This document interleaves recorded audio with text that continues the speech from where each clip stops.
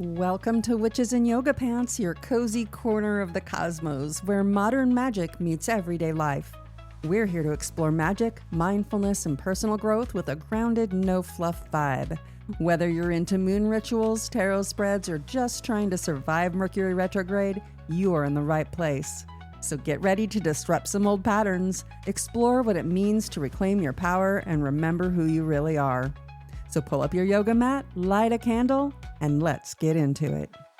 Hello, welcome back to Witches and Yoga Pants. Today's episode comes from something I've been noticing in our spiritual spaces. I've been watching it pop up on my social media, and honestly, it's been fascinating, but I imagine a little frustrating for those who are just trying to get a foothold on their paths. I keep seeing these really conflicting messages about what spiritual is supposed to look like. On one end of the spectrum, there are the newly awakened souls, the bright-eyed, just discovered the magic folks who are all about high vibes only. You know the ones. Stay in the light. Stay positive. Just raise your vibration and good things will come. I've been led there myself in the past. And then on the other side, there are the seasoned generational witches and mystics who are like, nope, that's bypassing. You got to go through the shadow. You have to feel the hard stuff and you have to descend before you can rise. I have experienced this more times than I can count. And I find myself watching these two groups almost shouting across the void at each other, each one convinced they've found the way. And here's the thing, they're both kind of right. And they're both kind of missing something. When you hear someone toting one and completely shutting down the other, they're probably not wrong, but they're just seeing only one side, one idea. And they might be stuck in that belief system, unwilling or maybe even unable to see the other aspect. And that's human. It's human to want to be certain. It's human to want something to be true with a capital T, especially when you've just had your first big awakening and the world is cracking open and you've suddenly seen magic and meaning everywhere. Of course you want to cling to the light, and of course you want to stay on that high. And on the other hand, if you've lived through a lot of trauma, you've seen the harm that bypassing can cause, you might only trust what's raw and gritty and painful because at least that feels real. So you plant your flag there in the shadows and you don't trust joy because you think it must be fake. Both sides are doing the same thing. They've just chosen different poles. Let's talk about why high vibes only becomes a slippery slope. It starts as something beautiful, this desire to raise your vibration and choose love and choose gratitude. But if it becomes exclusive, it becomes the only thing allowed, then it turns into spiritual bypassing. Bypassing is when we use positivity to avoid dealing with pain. Like, don't cry, just be grateful. Don't get angry, it'll lower your vibration. Those might sound loving, but they're actually dismissive. It creates shame for having very normal human emotions. It disconnects us from our full selves. And ironically, the disconnection lowers our vibration far more than letting the emotion move through. A danger with this pattern is that when negative energy is suppressed instead of allowed to move through, it doesn't just disappear. It becomes trapped. And here's the tricky part. There are actually two ways here that emotions get trapped. Trapped by suppression, when we don't give ourselves permission to feel and express our emotions. That energy gets stuck in our body. I see clients with this all the time. They stuffed down their feelings, put on brave faces, told themselves they're fine, and then months or even years later, it shows up as physical illness, chronic tension, or even deep emotional struggles.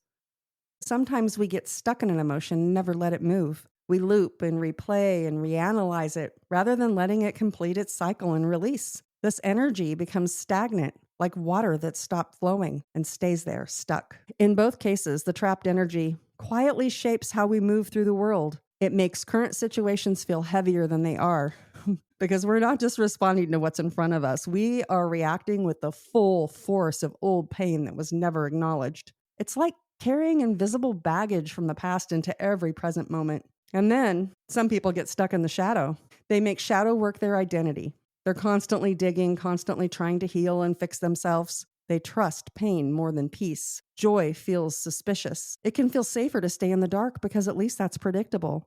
But staying in shadow forever is just another kind of bypass. It bypasses the part of us that is worthy of joy and the part of us that is allowed to thrive. And this is where something like positive psychology can be such a powerful bridge. Positive psychology isn't about pretending everything is fine. It's about building resilience, hope, and meaning while honoring pain. It says, yes, this is hard. And also, there's a glimmer of beauty. Here's something to be grateful for, and here's the reason to keep going. It's not high vibes only. It's high vibes also. It helps us not get stuck, and it gives our nervous system a little foothold of light so that we can climb out of the dark when we're ready. So imagine this middle ground. You cry, you rage, you grieve, and then you go sit in the sun and make a gratitude list. Not to erase your pain, but to remind yourself that there is more than just pain. And that is what balance looks like. Now, let's zoom in and talk about why it can be so hard for some people to hold both truths at once. This is where quantum human design gives us such beautiful insight. If you have a defined head and ajna center, you carry consistent mental energy and you like to know, you like to be certain,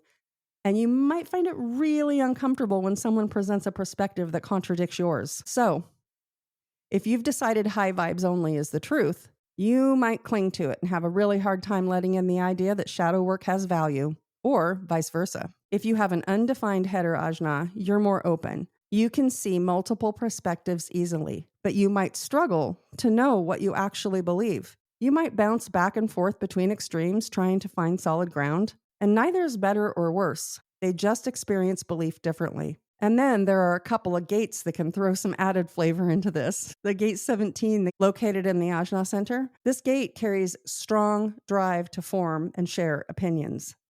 And when it is in balance, it offers helpful perspective and clarity. But in its shadow, it can become rigid, clinging to its viewpoint as if it's the truth, and struggling to stay open to other perspectives. From the inside, this can feel like an urgency to be right or to convince others, as if your sense of safety depends on people agreeing with you. The other gate is the gate 43, also located in the ajna center. This gate brings sudden flashes of deep inner knowing, and in its highest expression, it offers powerful breakthroughs. But in its shadow, it can get so convinced its insight is correct that it dismisses anything that contradicts it, even if it could expand the picture. From the inside, this can feel like a powerful download that you just know is true. And frustration or defensiveness when others don't immediately accept or understand it. When these energies are operating from fear, it can feel safer to hold one truth tightly than to dance between multiple truths, which is exactly what makes high vibes only versus shadow forever such an appealing polarized framework for our minds. So, how do we start integrating both sides? How do we stop choosing light or dark and instead weave them together? Here's a few gentle practices. Give yourself permission to feel. When you're sad, let yourself be sad. When you're angry, let yourself be angry. Stop labeling emotions as low vibe. They're just energy. And then add the light. After you've let the emotion move, bring in gratitude lists, joy rituals, affirmations, nature walks, dancing, and then ask yourself better questions. Instead of, how do I get rid of this energy? How do I get rid of this feeling? Ask, what parts of me need love right now? And what parts of me need to feel this emotion? And what parts of me need to feel the light? Surround yourself with community who can hold space for both. People who can cry with you and celebrate with you. This is what spiritual maturity looks like. Holding paradox, letting joy and grief coexist, letting light and shadow sit side by side without rushing to fix either one. So, next time you see someone declaring high vibes only or shadow work or bust, remember, they're not necessarily wrong. They're just standing at one pole of a much bigger spectrum. Our job isn't to pick a side. Our job is to become whole, to let joy and grief dance together, and to let shadow and light weave into the tapestry of who we are. That's where the real magic happens. Thank you for spending time with me today. If you're curious about how this energy might be shaping the way you approach light and shadow, pull up your quantum human design chart. The link is down below. And take a look at your head and ajna centers and see if you carry the gate 17 or 43. It might give you some beautiful clarity and compassion for your journey. Until next time, stay grounded, stay magical, and keep dancing between the light and the shadow. That's where your magic lives.